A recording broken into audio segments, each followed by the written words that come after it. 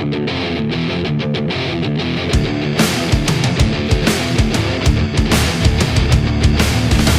see you as small and helpless. They see you as just a child.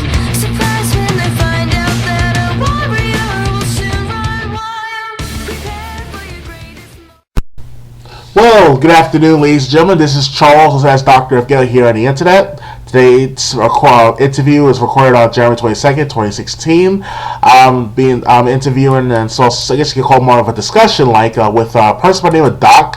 I met somewhere here in person, somewhere here in the United States. He's somewhat, relation with direct relation, but more like, has inside knowledge of what's going on with today's politics and government, history, economics, overall in general of today's topics, issues, and problems within our society, and perhaps how we want to resolve them at hand. So feel free to listen in. I thank you very much for listening to this entire recording. It has to be edited for a certain personal full names or names in general, or let alone that we don't talk about too much of the exact people involved with who is he associated with, let alone what he does on a day-to-day basis. I've known Doc personally myself for about 5, almost 6 years now, since what's about March, perhaps even pretty much March of 2010. So please listen in, and thanks a lot. Have a nice day. Happy New Year if you'll hear me back on this YouTube channel. YouTube Dr. Gill 3. Bye. Enjoy the recording. Oh, by the way, ladies and gentlemen, this recording of the interview with Doc does not necessarily entirely reflect the opinions and cause per se entirely of that of Payne's Court, let alone any other advocacy group I'm a part of or will join in the future. This is my own personal little research / reporting, as well as hunting the truth, as like what Master Chief's Halo 5 will say, hunt the truth. So please enjoy the recording. Thank you. Well, good afternoon, ladies and gentlemen. This is Charles, also as Dr. F. Gill here on the internet. Today's guest, my very first actual direct guest, will be someone from regards of somewhere underground, I guess you could say. His name is Doc, in short. He's somewhere here in the northeastern United States, somewhere in the United States here, in broad terms.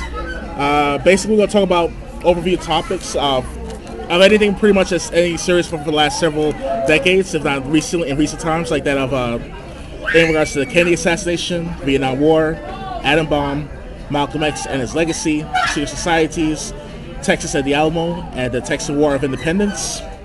And hopefully, if we get able to cover all this stuff, last but not least, William Cooper and his book, The Behold the Pale Horse, that came out back in 1989, 1990. It was regards to the CIA, and he was a CIA agent, but he must be actually for the Army or somewhere in the military. So, Doc, tell me more about yourself. Who are you? Not really. Of course, you're not gonna give your full name, of course, but who are you? Like, what you do for a living? What's like you do for a living, or who are you? I'm a spiritualist, a metaphysician. I see. So, basically, that's all you want to give out to pretty much so far to the public. The metaphysician, a spiritualist, somebody that in the Masonic Lodge, they would call somebody that does what I do, a Grand Master or Grand Wizard or something like that. Depending on where you're coming from with it. Something like that. So you're actually, in regards, you're affiliated with the Freemasons? No, not officially. No. Okay. I'm just more like, I know certain things that I'm aware of a lot of let's start again. Sorry? I'm aware. Do it again. Stop that. I can. Let me know when to stop. So you can edit. What I'm saying is, you asked me about me. I'm not an official Mason. I'm a metaphysician. And at the top ranking Masons are all Grand Masters. So those are the ones that study the occults. The concept of the occults has a very negative thing connected to it. But it's just a bunch of brothers and sisters who think outside of the box.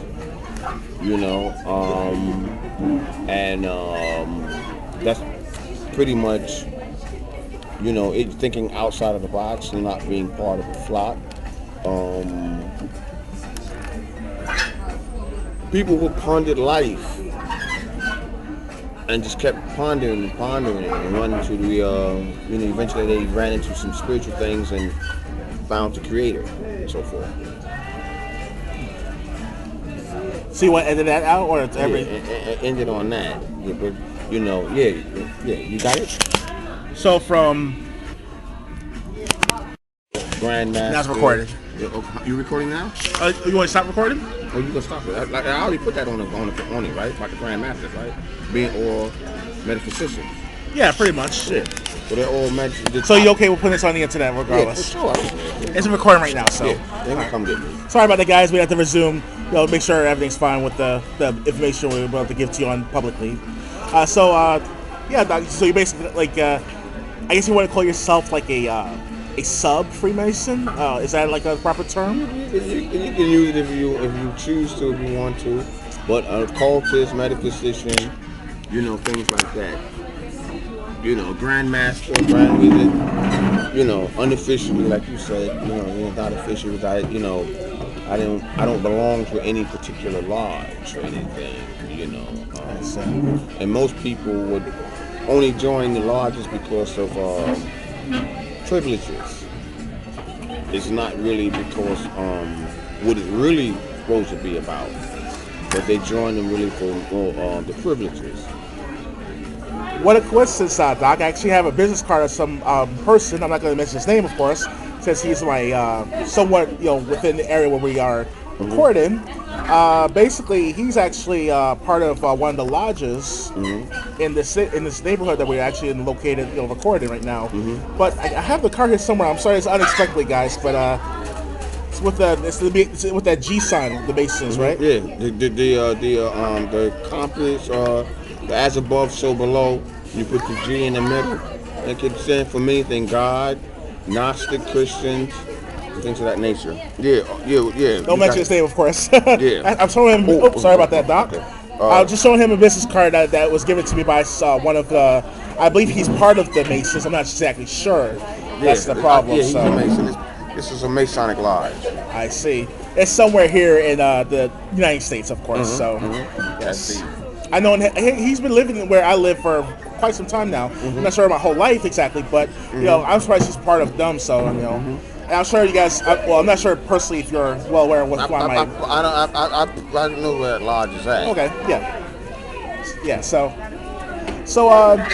if I may ask, Doc, what do you know about the overall about things within our United States society, in the American society? This society is not a civilization, although many people in the powers that be call it a civilization. When you're civilized, you don't kill other people. Civilized people don't do things like that. If you pay attention to how nature operates and animals in nature, they only kill for one reason. They're hungry, or to protect their boundaries, or they only kill for specific reasons. They don't do this, so therefore that means that the animal will be more civilized than humans at this particular time, more in tune with nature. So America is a barbaric system. Its leadership is barbaric. Imperialism at its best. Imperialism at its best, especially with Woodrow Wilson. Yes, it's a very barbaric system. But the people who run it that's because the people who run it are barbaric themselves. The people that run the society are barbaric themselves. So, sorry about that, guys. We're a little bit of a restaurant right now. That's why you hear all the noise. But go on, Doc. Yeah, the people who run this system are barbaric themselves. So, you learn from your leadership. You know what I'm saying? So that's where with you. You know, this is a sick planet at this point now. Now, you were saying that in regards to about that earlier with our conversation, you were saying something about the planet's trying to spit out some people, certain black people or something. Well, I mean, when you look at situations like the Michael Brown and the Freddie Grays and the Eric Garner and anybody else that's coming in the future, those victims straight up are viruses to the planet.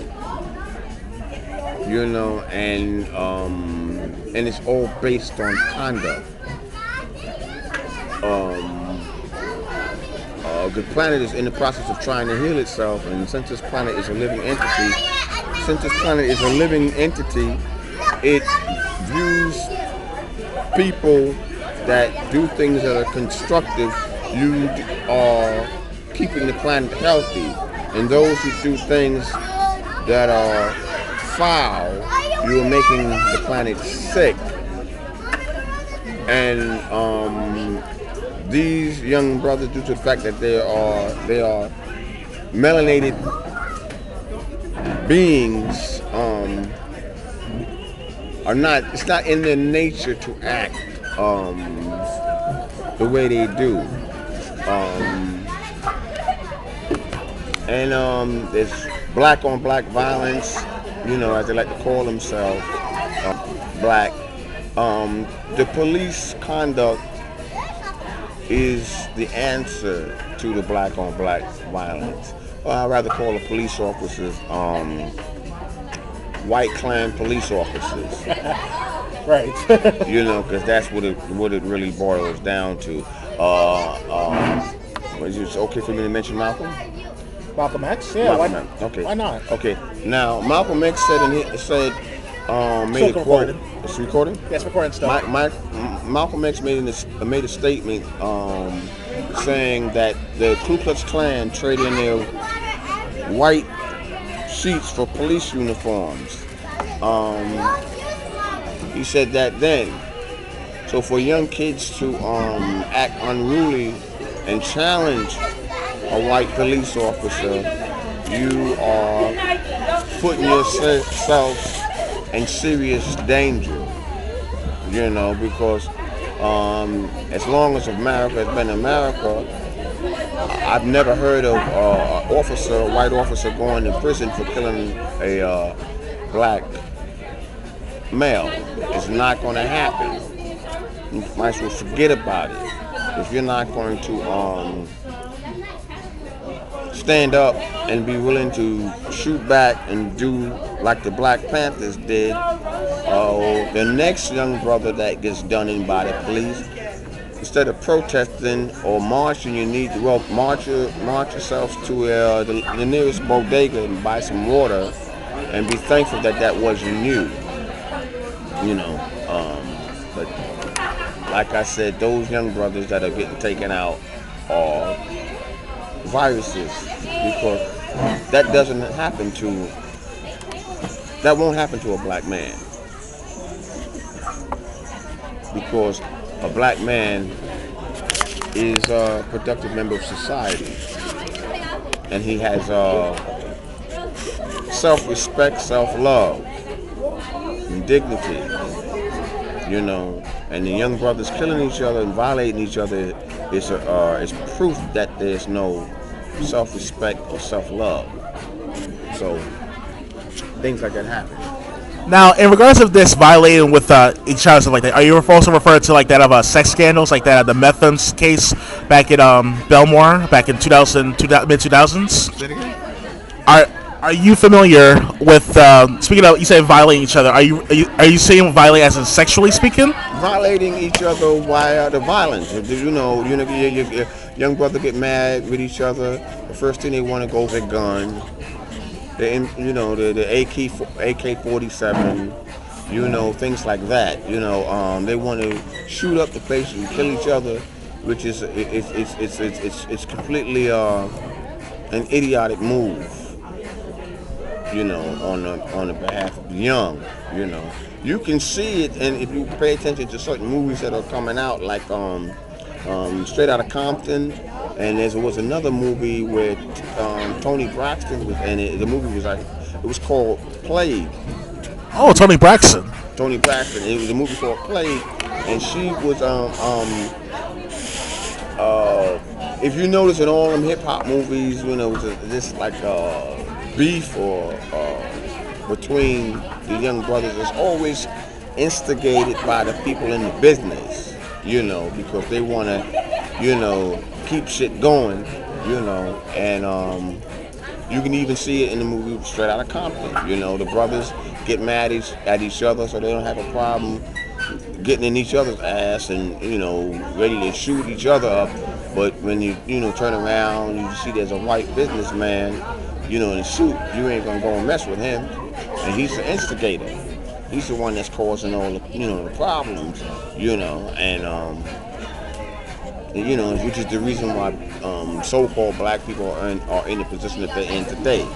You know, it's the same thing your ancestors did during the formation of America, how America came to be. When you had, you know, they talk about black people like to talk about slaves, you know, coming from Africa.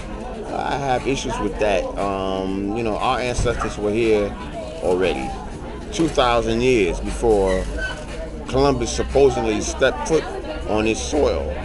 There were Africans here, the Native Americans, that's all Africa, the Moors, that's all Africa, you know, Morocco, you know, so this country was a wilderness before the Moors, also the Indian, Native American, it was a wilderness, you know, so we came here and we did what we had to do, you know, we did what we had to do for the country, to bring things together, you know, for the society, you know, so that's makes sense. I understand. But the reason why I mentioned the violation with the sexual scandal thing, the sexual with each other, with the men and stuff like that, is because of the cases like that of Mepham with the high school kids back in high school somewhere in Belmore, back in the mid 2000s, no earlier than the 2003 in the year. Did the teacher have sex with the student? No, what happened was that there was a group of football players.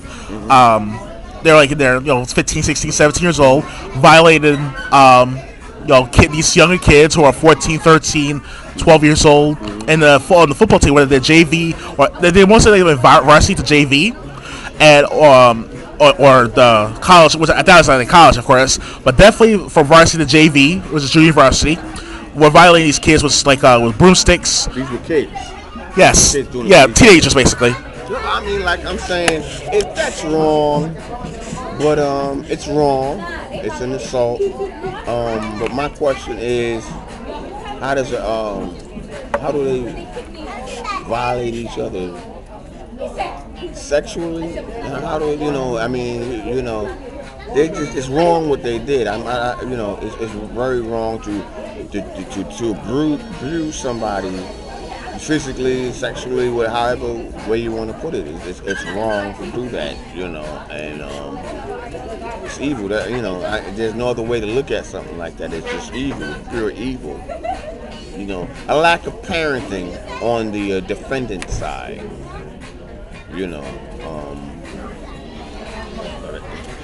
I understand. I was just trying to give you details about it. Could I answer the question? Yeah, pretty much. I hope the audience will understand some about it. The reference in the description box below about the Mepham's case after this interview. So, this interview / discussion, of course. So, now before we move on to Kennedy Assasination, anything else you want to talk about? This spirituality, or what is spirituality? What is spiritualism or sorts? A person who ponders life. When you're a child, you produce, melanin, pigmentation is intelligence, and it keeps going. When you get to, develop, you start pondering life, and if you keep on, you will eventually want to understand the nature of things. how things came into being. And for a person of color, it's never Jesus. Jesus is a lockdown sequence, a form of hypnosis, and so is Islam and Judaism.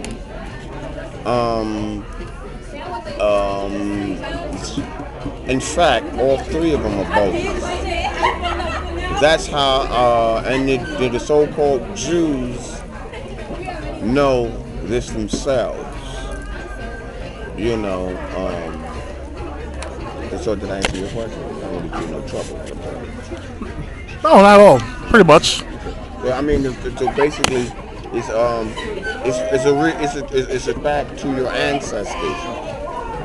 If you're a black person, and in the Western world they call it paganism, but it's turning back, embracing your ancestors, you know, and because white people embrace their ancestors. You know, for anybody that's ever been down south, and you in D.C. rather, and you've seen statues, you know, white people, you know, the so-called founding fathers, they're accurately called fondling fathers. You see statues all over Washington, D.C. So, but when black people want to acknowledge their ancestors, it's evil, it's voodoo, it's all the. Is it okay to curse? It's fucked up, you know. Yeah, why not? You know, so, and I think it's wrong, you know. That's just the way I feel about it. When you find yourself, you find the creator. I've discovered that. So that's why I can call myself a metaphysician. I've sat back long enough and pondered life and the nature of things. That's just the way I look at it. So you're basically a metaphysician similar to that of those other major metaphysicians, which I will not name, of course, you know, for their security purposes. Yeah, I mean, well, you got the metaphysical underground. You got brothers that are like high-powered spiritual people, like I'm gonna mention them by name. Bobby Hemmett. Another powerful brother is Reverend Phil Valentine. Another powerful brother is Shechem Shakim, Dr. Mawada Ashby, and you know they are very, very, very powerful spiritual people. You know, and now you see now in the black community, you know, they used to have bookstores. You know, they shutting down. You know, Malcolm X always said, what's the best way to keep something from a nigga is to put it in the book. Malcolm X said that. The best way to keep something from a nigga is to put it in the book. And that's so true, because the niggas don't like reading.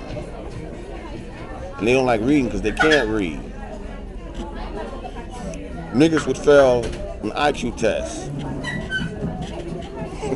Like me, almost. I will admit that. You know, niggas will fail an IQ test. You know, it's niggas that commit homicides and always get caught. You got to be a special kind of nigga not to commit a homicide and not get caught. You got to be somebody like a P Diddy or Suge Knight to commit a homicide and not get caught. Suge Knight did a little bit too much talking. That's why the system's coming after him. But if he's not already in jail, but he doing more talking about his accomplishment than Diddy. I see. Wow. So, what about Puff Daddy? I mean, if you want to go into that much detail, if you really want to, you know, if you really are concerned about your safety, talk about Puff Daddy's. He ain't coming into the hood. Puff Daddy ain't coming to the hood. Right. Okay. Now what is it? What's up? And if he did, I'd come back and get him. That's without a doubt. He don't know enough to protect himself. You know, when you have knowledge of self and you know who you are not. I am not this physical body that I'm wearing. So I'll come back. You know, like Jimi came back after his manager. Like Jimi Hendrix came back after his manager. He came back and got him and took him back on the other side. Yeah. So what do you want to know about P Diddy? Well, I guess we're going off a little topic, but at the same time, why not? You know, why not a little bit? Now, Puff Daddy, what do you know about him? Obviously, in the song "More Money, More Problems." I'm thinking it's like this. Most people that get thrown in Hollywood, there's initiation, you know, and Diddy was initiated. You know, he got that $41 million, or Clive Davis just recently came out the closet. So that tells anybody that has any form of common sense and put two and two together, it's no secret that P. Diddy's bisexual. You know, it's no secret that Will Smith is bisexual. It's no secret that LL Cool J is bisexual. It's really no secret that Eddie Murphy likes transsexuals. I mean, because it's like, you know, to rap, you know, I mean, I can't do what they do, but I am talented, and I know for a fact that they can't do what I do. When it, you know, and yeah, they can't do what I do, you know, based on my talent, you know. And I mentioned my mentor is Jimi Hendrix, and that brother had talent. Like that Voodoo song. Child, that's what's up. Jimi had talent, you know. So you didn't really, you had to be a bad motherfucker to come up to somebody like Jimi and tell Jimi to take off his clothes or put this thing in your mouth or whatever, or turn over. Oh, wow. You know what I'm saying? You know, at that, nah, I don't see that, you know, with genuine, true artists like Prince. You know, being on that level, then why not make him do what he got to do to get put on? Okay, all right. Show him what you're working with. All right, then, Doc. Let's try to go back to the Kennedy assassination part. We're veering off topic with the sodomy and as well as the rap industry, which is in regards to Puff Daddy. But let's try to stick with the Kennedy assassination. What do you know about it from your research and knowledge? You look at with the John F. Kennedy situation. You know, anytime something is like that goes on in the society and like something like that, like World Trade Center and Kennedy, we're gonna stick with the Kennedy thing. It's too clean. It was too clean. So you know it was an inside job, you know. And then there's certain film that you can look at if you pay attention, you know, with the actual film where you can see the limo driver shot him. Somebody shot him from one area that was not the Texas School Books depository, whatever that is. Somebody closer shot him, and that first shot was a decoy to get everybody to look to turn and see what was happening, and while the limo driver finished him off, you know, and that's also mentioned in William Cooper's Behold a Pale Horse book. And I think it's even mentioned in another book called The Unseen Hand, which is going back to, most people know that unseen hand concept as the Illuminati, you know. So that you know, certain things in those two books, you know. And then I read that, and then I looked at the film, and I did see, yeah, the guy turns around and he shoots Kennedy because Kennedy had grabbed his neck, you know, and got, like I said, that got everybody to turn around, while the other one, bullet. It was basically a headshot. Basically. Yeah, the headshot. You know, that's pretty much it. I see, because with what William Cooper was hiding now, William Cooper showed a video presentation of some sort, showing the actual raw footage of Kennedy being shot by the driver he turned around with a pointed his some sort of object. We don't know what it is exactly, of course, but it was definitely some sort of like weapon or whatever. And he got headshot, and then that's why that Caroline Kennedy, if I remember her name correctly, was the wife of John F. Kennedy. Basically, Jackie. Her name was Jackie. oh, Jackie Kennedy. Oh, I'm sorry, not Caroline Kennedy. I'm sorry, that was with the later generation Kennedys. Jackie Kennedy. I'm sorry, Jackie Kennedy. My mistake, guys. Now with Jackie Kennedy, she jumped away from the front seat of the car, so that's why she's actually scared.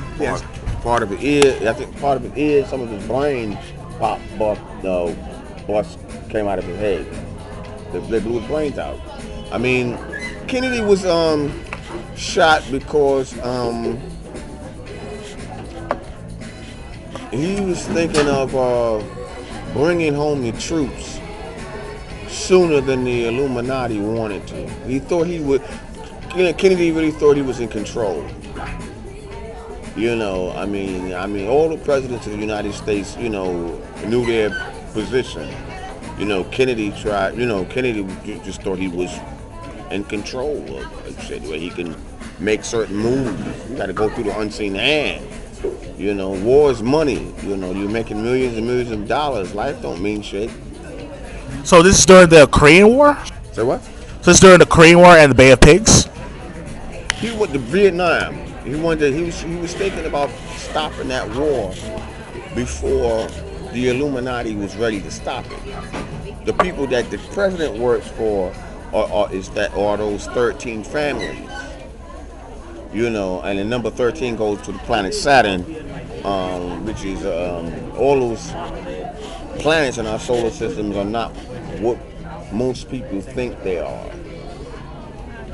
Wow, the 13 families. That's in regards to the Gokai 13. I'm not necessarily going not off topic, of course, but example to any anime watchers or out there who listen to this recording, it's basically similar to that of the 13 Court God squads of the anime Bleach. If anyone wants to reference that in the description box below. So, yeah, continue on, Doc. So 13 deals with the planet Saturn. The planet Saturn deals with cycles of growth, birth, and decay. It's a challenger. So it's a challenger. It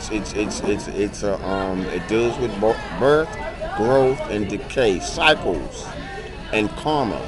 It's a challenger. I see. Okay, then. All right. You understand what I'm trying to say? If you can explain a little further for the audience. What I'm saying is each one of those planets, they're not what you think. Most people think that those planets are just there for decorations. The impression that I get, and I don't think I'm wrong for saying it. Most human beings think those planets, for example, in our solar system, are just there, like just floating around in the cosmos. You know what I'm saying? And what's the point? Type thing. They're just there, you know. But each one of those planets have a profound influence and a divine purpose. You know. But they would speak about that one planet, Saturn. You know, that's the nature of that entity. Deals with that.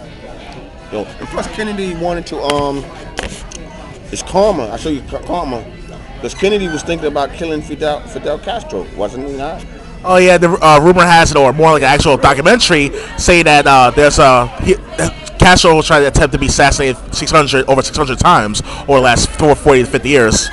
Kennedy, I'll show you karma. Kennedy wanted Fidel Castro dead. The Kennedy boys had something to do with Marilyn Monroe's demise. So it's all karma. Kennedy wanted to go after Fidel Castro. They did Marilyn Monroe in, because Marilyn Monroe was a Hollywood hoe. You know. And, right, okay. You know, she was a Hollywood hoe, keep it real. You know, I mean, how many times was the sister married? But I would say she'd be, even though she was a hoe, she would have been a cleaner hoe. You know, if you put her up against today's standards of hoes, especially in the hood. Right. All right. So with John F. Kennedy, he was a president from 1960 to 1962, and during those 2 years, you're saying that he tried to end the Vietnam War, it started as early as 1958, I believe, right? And Richard Nixon, if I recall correctly, part of the I'm not sure if it's the 1960 election or the 1964 election. I'm not sure which one of those years, if I recall my history, that is, saying that that if Nixon won elections, he would have still continued with the war severely, in a sense, right? Well, basically, again, all the presidents of the United States are basically puppets for the people who really run the system. They're puppets. They don't make any decisions. They're told what they're going to do. They're going to take the fall for anything that fucks up. The presidents of the United States, they are working for people who really run the shit. They don't make any decisions. They're told what they're going to do. They're puppets. So yeah. Yeah, pretty much. I mean, I thank you for that, Doc. Yeah, so it's kind of unusual that Richard Nixon, at a coincidence, came in just in time during the 1970s during one of those elections in the 1970s to end the Vietnam War. Why did he end it? Do you know anything about the whereas Kennedy and Nixon? Why did Nixon end the Vietnam War instead of continuing it? What's the situation with that, or the rumor?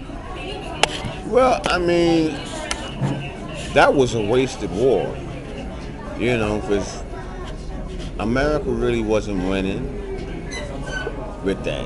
So it was, like I said, the unseen hand gave the order to stop the conflict. Because if they didn't give the order, it wouldn't have happened. You would still be fighting if the unseen hand felt that it was beneficial to America to keep on with the conflict. So yeah, it's not the president. The president was told to go before the people and say this. You know what I'm saying? Ah, okay, I see. Because if I remember from my research on history, as well as with, I guess you could say movie related, I'm not going to mention the movie, of course, that's up to you guys to decide which one is which movie, or movies, saying that Vietnam War was based upon opium trade or some form of drug trafficking between the CIA and the Vietnamese, North Vietnamese people, right? Or the Vietnamese government, North Vietnamese. See, I can give you a very general core situation. The whole drug situation is it's another BS thing, because the country itself is investing in that. So people want to get high. So the system is going to the government is going to invest it. It's like all a head game. It's a bunch of BS. So it's like.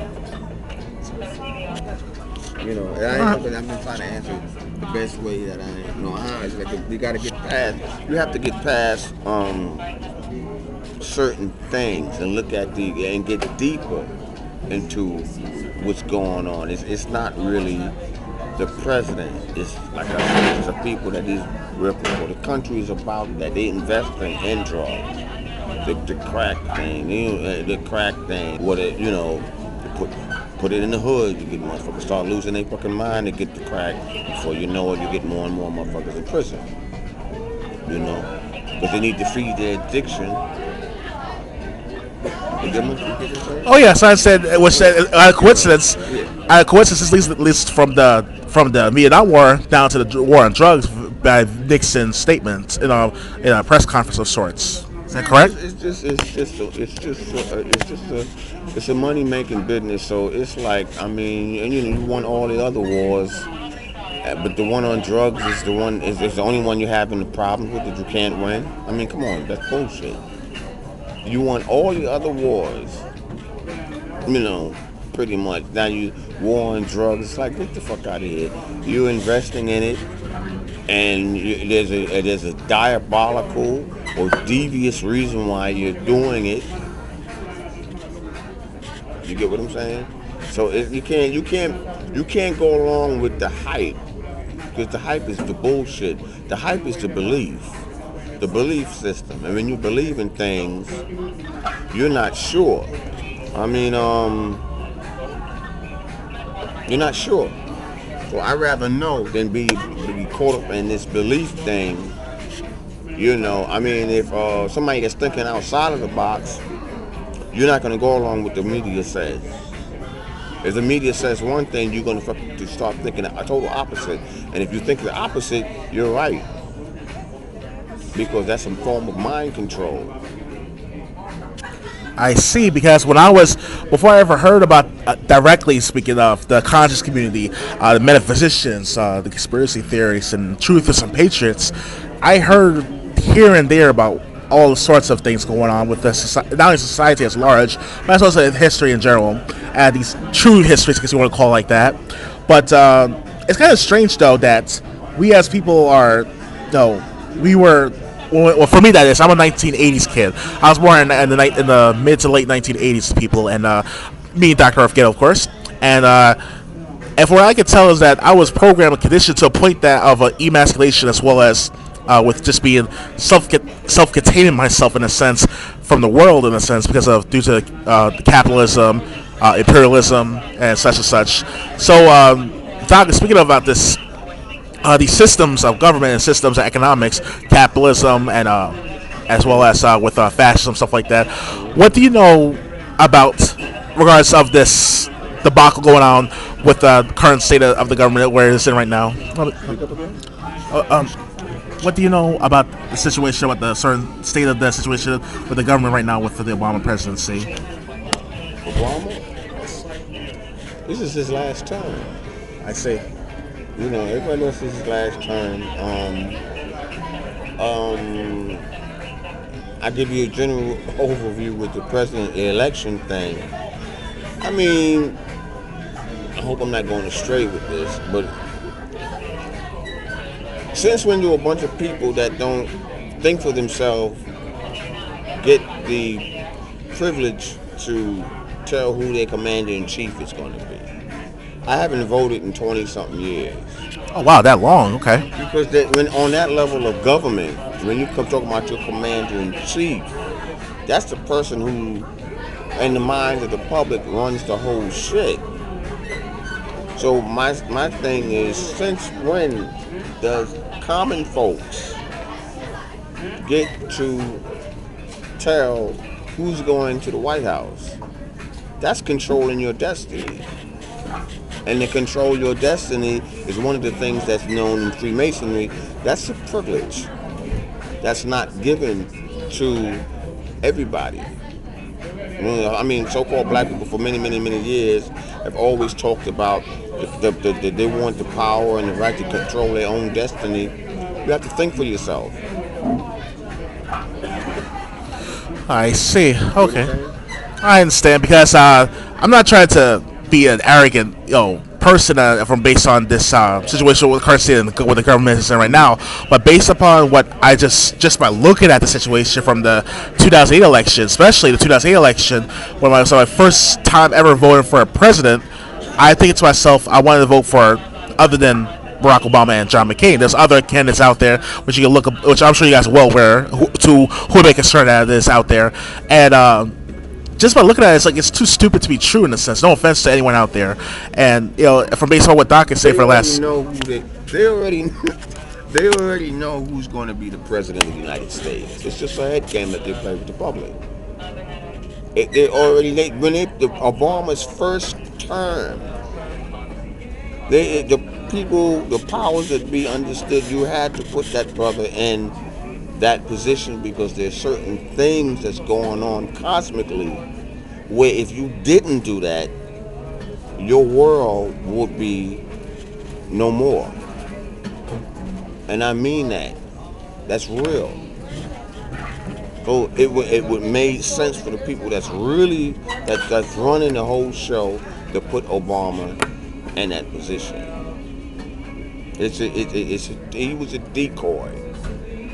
I mean, but knowing that, Doc, knowing that he's a decoy source for them, and we'll quote unquote call them them, why would they put Obama in office knowing that there's a select few people out there like me or whoever wants to severely question this government at this time? It goes all the way back to what you was asking me about metaphysical things and the ancestors. The ancestors are trying to communicate with the indigenous people,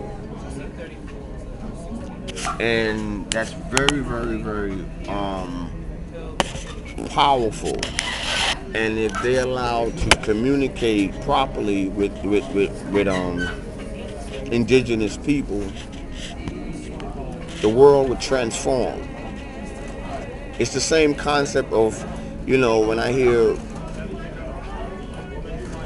black people or so-called black people talk about, getting shit changing for black people or glory days and all that good shit. That ain't gonna happen. That's too far in the future to even think about. In order for black people, things to change for black people, you have to come together under one school of thought, and that's not gonna happen no time soon. No time soon.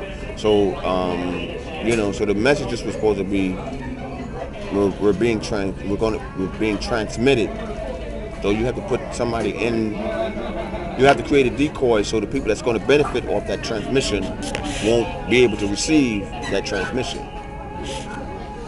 So basically, the elections of 2008 and 2012 with President Obama, the current President Obama being that he is, basically you're saying that he is trying to not relieve, but like suppress that awakening in a sense. Yes, suppress an awakening of the indigenous people. And we deal with the blacks here in the United States.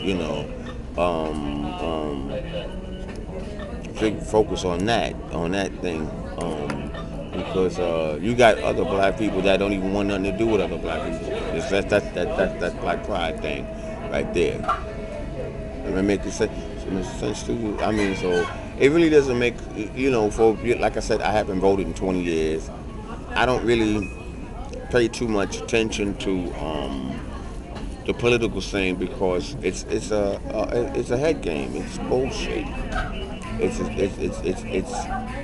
your vote does count when you're going to vote for people like the mayor and the governor and shit like that on a lower level.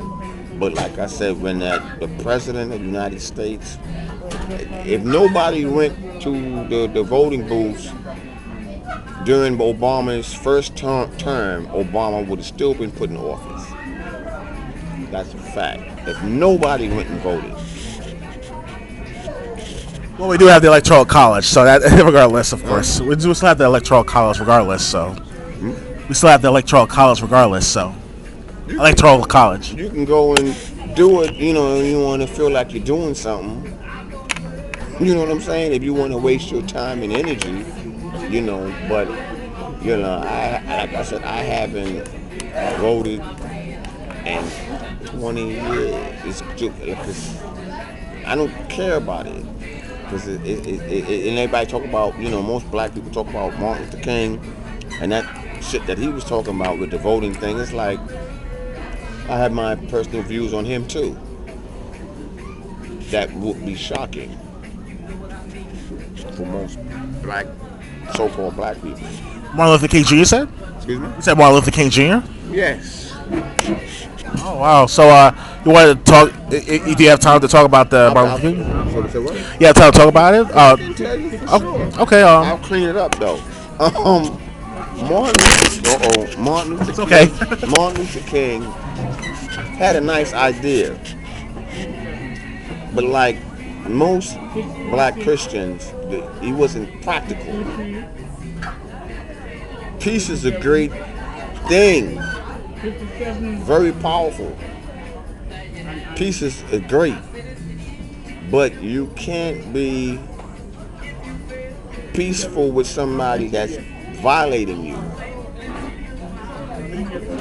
Like Malcolm X used to talk about defending yourself. It's right, on a human level.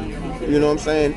So peace is good, He wasn't practical, and his fight for civil rights it's not benefiting the youth of the day. They have to fight even harder to achieve anything, because the people that run this country understood when you know when they passed that bill, the civil rights bill. You can't give one group of people civil rights and you can't give without giving everybody civil rights. So yeah, okay, we give these African American civil rights, but everybody gets it. So that when you open the borders and you get a multicultural society, the way America is now, very diverse, and Yes, very diverse yeah, indeed. very diverse, and it's really not good, because you have people that come from other places that don't respect the people who suffered, that made it to make it possible for them to come to the United States, and in due time, because actually it's already starting to happen. Young people are lashing out at the diversity. Like me in a sense. No offense to anyone out there. Like me in a sense. Partially in the not lashing out literally, but heavily question this heavy diversity. You got brothers that are lashing out to the fullest. Tupac said that you had a group of people that was coming knocking on the door asking us, please do the right thing by us. Let us in. Tupac said, well, there's going to come a generation that's not going to ask. They're just going to take it. If they're going to take whatever you have, they may not be able to use it, but they don't want you to have it. And if you don't give it up, I'm going to kill you. And that's what's going on now. So that's what's happening and it's going to get worse.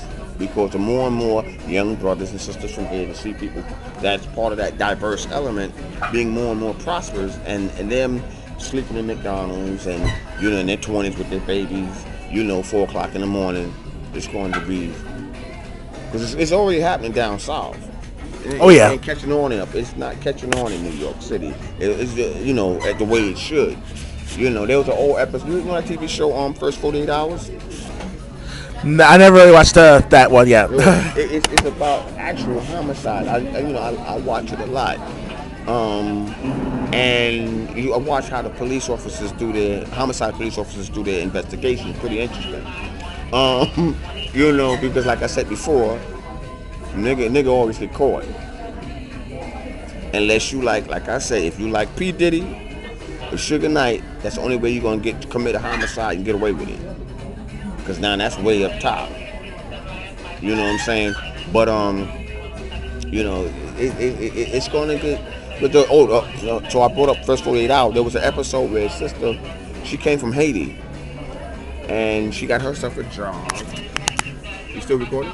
Yes, still recording. His sister came from Haiti. She got herself a job, a house, car.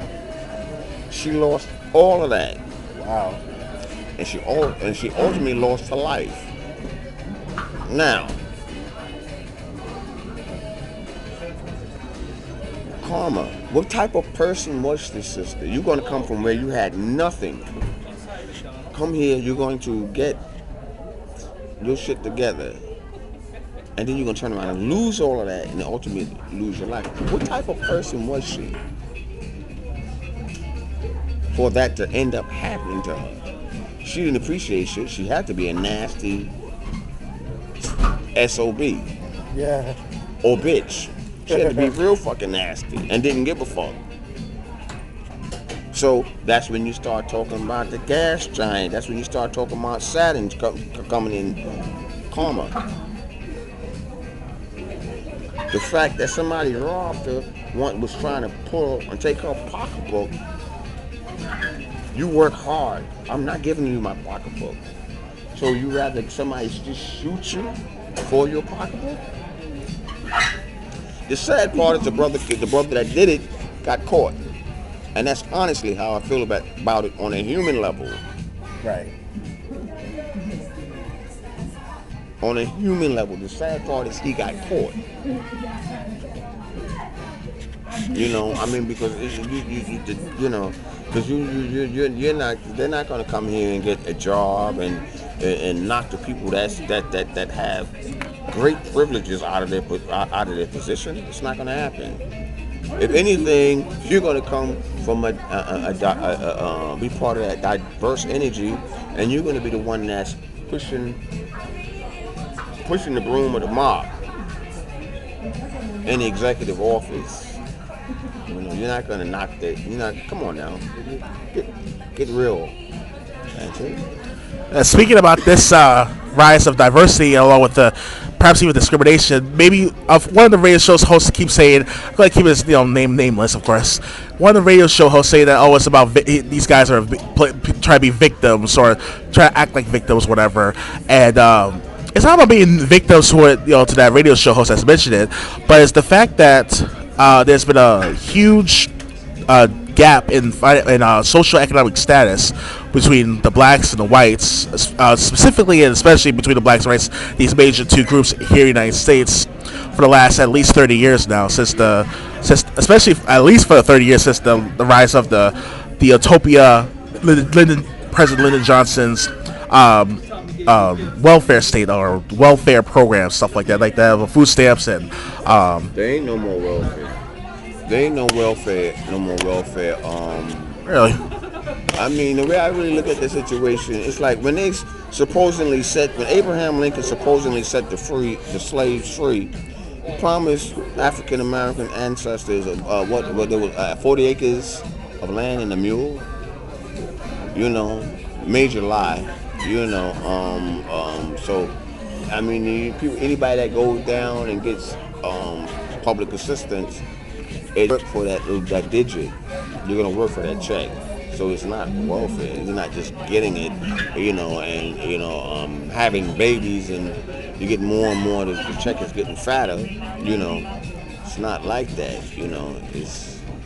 Yeah, speaking about welfare and stuff like that, it's not. There's no such thing as free lunch because, like it, if anyone reads the Bible and especially if you're Christians reading the Bible, it says in Thessalonians 1 or 2 say that ye shall not work, shall not eat, or something of that regard. So.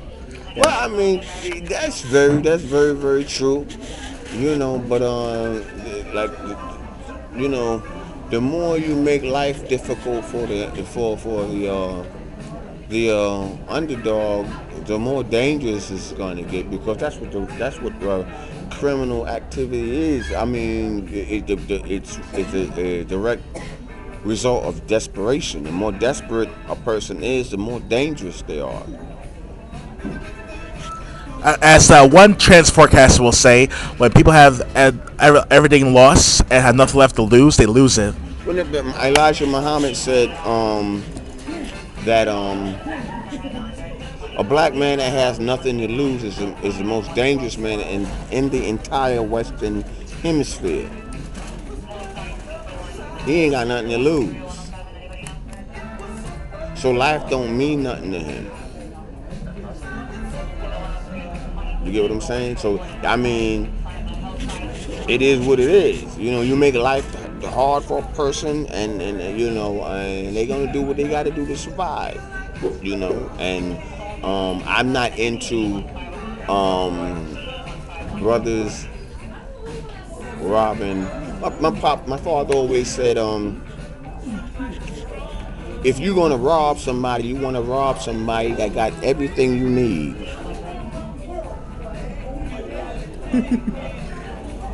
If you're going to rob somebody, you go to the bank.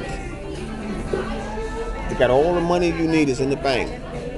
And if you can't go to the bank, you got to go around people that got everything you need. You got to go over where John Lennon used to live. Oh, the one got shot in 1980, right? You got to go in that area by Central Park West. You know, you got to find out where people live in gated communities. I'm just being real. You know, it's wrong to take from anybody, but if you're going to take something, you want to go and take something from somebody that has everything you need. Because when you get caught and you go to prison, the inmates are going to risk your props. You ain't really getting no props from robbing somebody in the hood. Oh yeah. Because there's value behind someone. The higher up the socioeconomic status, the better. Yeah. So you want people that's walking around with gold cards, platinum cards. You know what I'm saying? That can shut a store down because they come in the shop. You know what I'm saying? I mean, and that's really what's going, what it's really about. It's sad that the young don't see that they don't care about that at this point. Can you continue? Yeah, pretty much people that things are a little bit very, I won't say not too obvious to a lot of people, but to a select few, like that between Doc and me, Doctor of Ghetto, we actually seen what's been going on transpiring for at least a good 10 years, if not even longer than that. Well, for Doc longer, of course. For me, at least about 5, 6, 7 years. I mean, I heard, of course, rumors here and there and stuff like that, as always. But it wasn't to the point that this is just too obvious. Like this should be like there's already been an awakening of some sort. Like you said, President Obama actually suppress that. Now with Donald Trump coming into office, I don't know what's going to happen. What's going to happen? What do you think is going to happen, Doc? It's a sinking ship, and that's the reason why they put Obama in office.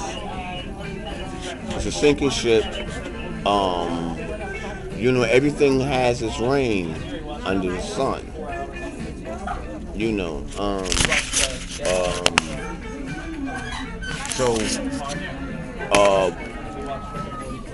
That's what it really is. It's a sinking ship. So, that's why Obama was put there. So as far as the other dude is concerned, that shit is like, unless they gonna be thinking in their mind that they put it back to where, back to its former glory, which is not the case. You know what I'm saying? The country went broke in 1929, and never recovered. It is said that the British bailed the situation out. What do you have to put up as collateral? And the people that run the show said are citizens. So everybody has a price tag, has a value. So, whether they generate that, put forth the necessary energy, it's still worth something. In the concept of capital murder, it's money. You know what I'm saying? And the first, when people start, you can start get homeless people. The homeless people will know how to survive when this whole shit switches over. They'll know how to survive. It's the people that get up every morning and do what they got to do that's going to be in the dark. Because they ain't going to know how to survive. It's just a sad reality. And it's starting to happen. It's not really, it's like you think about like a certain situation. It may not be the way you, oh wow, this grim thing or whatever. It's very subtle. It's up to you to pick up on it. It's up to you to see that things, things are not so cool. You got a generation of people, young people that in particular, that don't give a fuck. So they don't know to really check things out when you dumb down. And every day after school you eat McDonald's. You gotta have a burger, you gotta have some French fries, this is where you migrate. I'm saying, so they don't know. But then you have some brothers like yourself that are young that ponder. You got the ones that are too dumb to ponder, and you got the ones that are intelligent enough to ponder and to keep that thing going on, which is very important. I'm really impressed when I see a young brother with a book in his hand, a thick book, reading something that's beneficial, because you want to make sure when you read certain books that you put in the proper symbols and shapes into your psyche, your spirit. You know, I mean, it's not what if you could read is what you read. You know, and that's what really was going on. Get it? Right, right. Oh yeah, definitely. That's very detailed right there. I hope it's enough details and enough clarification for the audience out there or whoever's listening to this recording. Yeah, Doc. So guys, also about maybe at most 20 minutes left before you have to go. Now, in regards of let's see. Speaking of the 13 families you sort of mentioned earlier in this this interview, they're part of the secret societies, I'm assuming, right? Yeah, oh yeah, secret society, so-called Illuminati, but the Illuminati do nothing to you that you don't allow them to do. You give them that power to be able to do whatever it is that they do. It's like as long as you know your thing is money, you do anything for it. You know, you got a lot of brothers that say what they wouldn't do for money, but you're not in that position where you have to make a choice. If you're 22 years old and you're homeless, you're gonna do what you got to do to eat. You're gonna do what you got to do to eat. It's such a shame that a lot of young brothers don't have enough heart to go and rob the motherfuckers that got everything you need, which is them goddamn crackers. You know what I'm saying? It's safe to really get down and talk now. Those are the motherfuckers that got everything you want. So that's why you want to go to Central Park West, where the John Lennons live, you know, where them crackers live at. They got everything. Especially one particular person I mentioned sometime in the past. Yeah, they got everything you need. So you know, you not. I mean, so the average person in the hood, how much money they got in their pocket? At $20 to $40 if you're lucky. Not including credit cards he's still on debt with. And the credit cards is maxed out if they got credit cards. You know what I'm saying? Or on their way to be maxed out. So you're gonna go and rob somebody in the hood that ain't got that has just as much as you have. You fucking sell out. And that's real. That's real. I mean, you think about, you go back to the situation with the police beating the shit out of Rodney King. And then when they went to trial and the verdict was released, them young brothers and sisters lost their fucking mind. But check this out, that was my generation.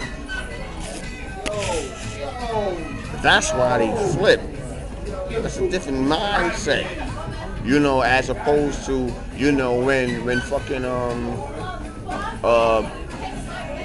Trayvon Martin was done in. Brothers were supposed to lose their mind on that verdict alone. You know, another reason why I mentioned having no compassion for people like Michael Brown and the rest of them is because of the simple fact, none of them young brothers that got done like Michael Brown are as innocent as Emmett Till. I added Sean Bell and Trayvon Martin and the little 14-year-old. There's none of them young brothers. Michael Brown, Freddie Gray, Eric Garner, and anybody else that's going to get done in by the police. Because like I said before, if that black on black thing's the question, then the police, white police clan, the white police clan misconduct is the answer. You know, so the black on black is the question. Am I making sense to you? Understand what I'm saying? For me, that is. I hope the audience will get it. Yeah, it's like so since you don't have no love for yourself and no respect for yourself, because that's the reason why you're doing it. You don't have no respect, no self-respect. You don't love yourself. I've been taught to hate me. Anybody that looks like me. You know, so instead of going after the motherfucker that's my open enemy, who created a disease that will wipe me out, We're talking about AIDS. AIDS being created because the undesirable elements of society. And that's your black people, that's your Spanish people, and quote unquote gay people. You know, so that's the reality. You know, AIDS was, but when that's out of control. You know, the government spent, AIDS cost $10 million to create, and the disease AIDS cost $10 million to create. That's a lot of money back then in the 80s, of course. Yeah. That's William Cooper saying that. You know, because it's a natural thing for when you're young to want to get your groove on. And what better way to get you is to get you in that area. Where now your immune system is gone and destroyed. You know, come on now. I mean, that's some pretty ingenious shit, or diabolical, so to speak. You know, I'll use that one. That's a better term. It's a diabolical thing. You know, that's the way I look at it. You know, it's real. I mean, it's all on the internet. My other brothers, the other masters are really speaking. You know, they used to do lectures, but not enough people come out and want to hear it. You know that's what's going on when you got a generation of people that's stuck on stupid. I see. Okay then. Well, it's almost it's almost the time to go. Let's try to leave it off at this, Mr. Doc in short. What would you like to say to the public in general? Like, what are your last words before we end this recording? What are your last words before we end this recording? You know. All I can say is I just hope that I was able to answer your question I just hope I was able to answer your questions properly.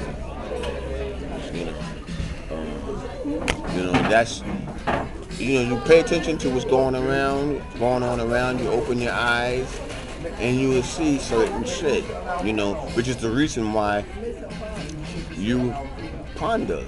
And that's a great thing. You keep pondering. Don't shut it down, you know, I mean, because you'll be a part of a flock, you know what I'm saying? And you'll be thinking in the box. Or you want to think outside of the box. And that's what made the hippies so great. That's a little surprising right there. It's hippies. that's what made the hippies so great. Is they thought outside of the box. You know, when you thinking inside of the box, you like sheep. You just following. You know what I'm saying? You got to think outside of it. You know, because it's, you know, there's some shit going on. It's very subtle. That's why I don't really pay attention to. So when I get tired of looking at what's going on in the human world, I go and look at National Geographic. Right, okay. Or Discovery Channel back in the 1990s before they dumbed it down. Before they dumbed down this crap. You get tired of what's going on with the human world. You see so much disharmony and sickness in the human world. When you look into the animal world, it's so much harmony. As gruesome as it may look at times. And that world is, you know, you go there, and at one time, I was trying to figure out, based on people's behavior, which animal and nature they best represent. I mean, ultimately, it's an animal mentality, the reptile brain, you know, the ego, you know, it's an animal mentality. So, but I'm trying to figure out when I see certain behavior. That's a chimp over there. You know, that's a hyena over there. That's a baboon over there. You know, based on certain things. So that's where my heart is at now. So, question, ponder things. You know. As the Master Chief related, as the Master Chief from Halo marketing will say, hunt the truth. Yes. And there's only, never forget this either. There's only let me get down. There's only one. Let him get down. There's one truth. There's only one truth, and it comes to a man 3 times or a woman 2 times in their life. One truth, and it comes to you 3 times in your life. It's up to you to decide when you've been when you've been presented with the truth. You know, well, that's to say, what's true to me may not be true to you, and vice versa. You know, I mean, it's something that the Christian people will agree to, but when the actual thing, they're not going to, they're not into it. They're not into it. They're not, you know, they want to shove that down your throat, but the truth will set you free. Free your mind and your asshole will follow. What? Right? I don't know about Malcolm X. I don't. That's not really Malcolm X's quote, but okay. It's not a Malcolm quote, but if you free your mind, your ass. It's really the real quote is free your mind and your ass will follow. I just switched it up a little bit. You gotta free your mind. In order to free your mind, you must first be able to define the mind, what it is. There's many different levels of mind. You know, I mean, they've been pretty much successful to reduce the young to thinking reptile, that low ego thing, the chakras, red chakras, you know, pleasure seekers. You know, remember when we was talking about pansexualism? Oh yeah, pansexual. So that's on the rise right now in the United States. That's on the rise in the United States for the last couple of years at least. And it's a pretty amazing thing because it's really true. You know, when you pay attention to how the young move, you know, I mean, you know, it's nowadays young brothers got more class than the females, but they suffer from what is known as improper gender conduct. You know.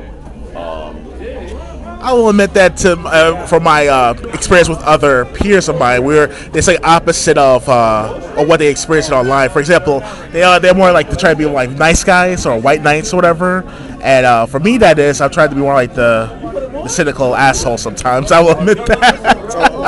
So what I'm saying, for the last year or so, I've been acting like that. What I'm trying to say is guys have more self-respect than a lot of sisters. A lot of sisters, they don't act ladylike. They are called agitators. And they like to ridicule men or males, but they don't like being ridiculed themselves. They get very emotional. How dare you say that about me? You motherfucker. They call you on the name, you know, they argue. They argue with you. They argue with you until the cows come home. They argue with you until the cows come home. You know, and brothers mate with that. Continuing the same cycle. In fact, making it even worse because there was an ancient Zen master that said, I quote this, every generation is worse than the last. I see. You know what I'm saying? Every generation is worse than the last. There's certain things that females do now that women didn't do when I was coming up. Females didn't do when I was coming up. Enjoy the decline. Huh? Enjoy the decline, like one certain aspect, we'll say. Yeah, they're just acting very unladylike, you know. You know, they used to try to step out of character back when I was coming up as a child, but a man was different. A black man was different then. You know, because it's about respecting each other's role. You know, the man has a role, the male energy has a role, and the female energy has a role. When your height of consciousness, you understand each other's role, and you have a respect. So that happening on a spiritual level, you can see it in the conduct. You know what I'm saying? Because never forget this one. A black woman loves an intelligent black man. A bitch will fuck anybody that can get her hair and nails done. Well, half of that statement is true as far as the intelligent part. I'm not sure about the intelligent stuff. Like that's a little bit like Black woman loves an intelligent black man. That's how you know if you're dealing with a black woman. If you speak some things and it's intelligent, she's going to be seduced by your words. She becomes more and more attracted to you. She sees their security in them. For example, you look at how when I see young brothers and they got, which is rare, and they got an Oriental girlfriend, Chinese, Japanese girlfriend. You know that young brother's intelligent because that Chinese girl, that Japanese girl had to bring that black dude on to meet her parents. Oh yeah, definitely. Yeah. So if she brought a brother that ain't got nothing going for himself to the house, the family was going to terminate that relationship. You know, and you can forget about a brother getting some Indian pussy, Bangladeshi pussy. That ain't happening. The only way a black man gonna get some of that, you got to be Denzel Washington, or you got to have you got to have something really really good on a materialistic level going for you in order to get that. You know, it's much, but the Chinese and the Japanese, they deal with the intelligence. Cause my oldest brother had when he was a teenager, he had a Japanese girlfriend, and that's from personal experience. That's the only way a young brother gonna get a Chinese or Japanese girl. He gotta be smart. It's like, yo, you put a dummy on? God damn. you know, matter of fact, her parents might you know, do away with her ass. You know what I'm saying? Matter of fact, I don't even think the parents will have to go that far. The parents are Oriental, you're not dealing with that, and that's that. You get what I'm saying? So the parents wouldn't have to go to the extreme of hurting their child because the parent would be like, you're not going to deal with it. As opposed to, you know, someone else and fantasy would, you know, they had to do their challenge. They say some Muslims do that, you know, some Arab Muslims, and the parents do them in. Okay then. So my question is, to you, is how are you gonna organize this?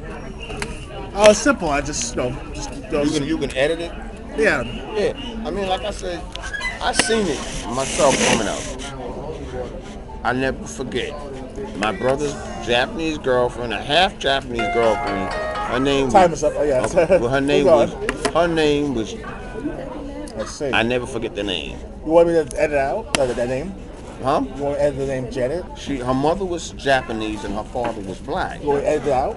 You want me to edit out that name? Okay. You want me to edit out the name? Yeah. Okay. Edit out the name. Yeah, but I'll put Janet. Okay. Yeah, just Janet.